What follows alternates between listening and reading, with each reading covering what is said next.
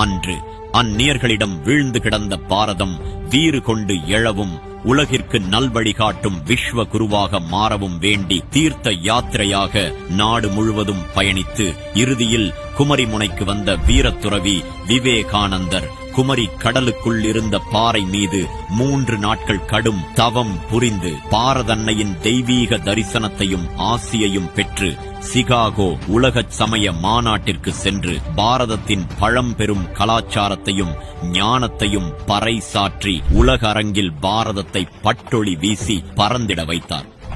இன்று எளியவர்களுக்கு ஏற்றம் தந்து பல்வேறு துறைகளில் பாரதத்தை முன்னேற்றி விஸ்வகுருவாக பாரதம் உயர உழைத்து வரும் பிரதமர் திரு நரேந்திர மோடி அவர்கள் பாரத மக்களின் உள்ளங்களை வென்று 3வது முறையாக அரியணை ஏற உள்ள நிலையில் பாரத அன்னையை விவேகானந்தர் தரிசித்து